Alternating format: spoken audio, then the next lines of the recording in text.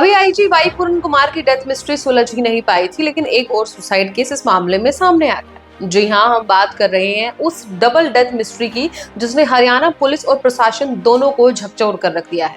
IG Y पूरन कुमार आत्महत्या मामले में अब एक और बड़ा मोड़ सामने आ गया है। 14 अक्टूबर को एएसआई संदीप लाठर, जो इस केस की जांच टीम में शामिल थे, मृत पाए गए। उनका शव रोहतक पानीपत टोल प्लाजा के पास खेतों में मिला।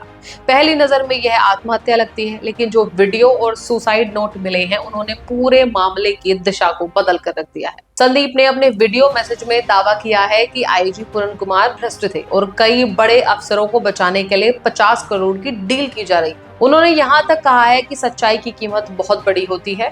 भगत सिंह ने भी अपनी जान दी थी, अब मैं भी जान दे रहा हूँ। उनके इस आखिरी संदेश ने सिस्टम के अंदर एक नए तूफान को जन्म दिया है। संदीप वो ही एएसआई थे जो आईपीएस पूरन कुमार के गनमैन सुशील कुमार के खिलाफ चल रहे रिश्वतखोरी केस की जांच कर रहे थे। आपको याद दिला दें, सुशील पर आरोप था कि उन्होंने एक शराब कारोबारी से 2 लाख रुपए महीने की रिश्वत मांगी है, यानी वही मामला जिसकी वजह से पूरन कुमार पर भी सस्पेंशन की परतें चढ़ी और अंततः उन्होंने अपनी जान दी। अब सवाल यह है कि क्या एएसआई संदीप किसी दबाव में थे? क्या उन्होंने जो वीडियो छोड़ा है वो सच था या किसी सोची समझी साजिश का हिस्सा है?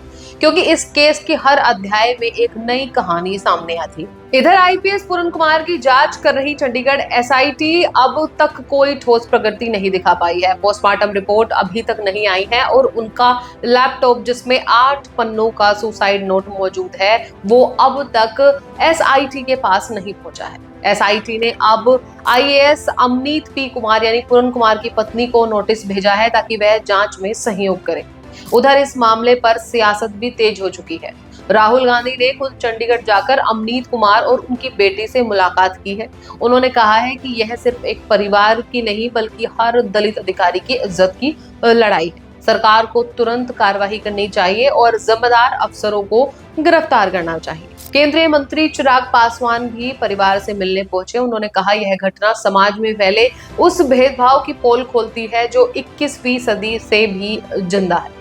सरकार परिवार की हर मांग मानेगी और बिना देर किए कार्रवाई होगी। इस बीच हरियाणा सरकार ने एक बड़ा कदम उठाते हुए डीजीपी शत्रुजीत कपूर को छुट्टी पर भेज दिया है और ओपी सिंह को कार्यवाहक डीजीपी नियुक्त किया गया है। लेकिन यह छुट्टी अस्थायी है या सजा की शुरुआत, यह आने वाला वक्त ही बताएगा।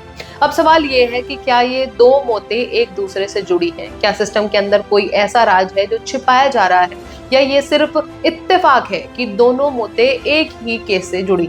सवाल कई हैं, जवाब अभी दूर है, लेकिन इतना तय है कि आईजी पूरन कुमार केस अब सिर्फ एक आत्महत्या नहीं बल्कि एक सिस्टम शेकिंग मिस्ट्री बन चुका है। हम इस पूरे मामले की परत आप तक लाते रहेंगे। फिलहाल आप देख रहे थे हरियाणा वृतांत। मैं थी आपके साथ तनुश्री शर्मा। फिर से मिलते हैं देश और हरियाणा से जुड़ी खास खबरों के लिए हरियाणा वृतांत में।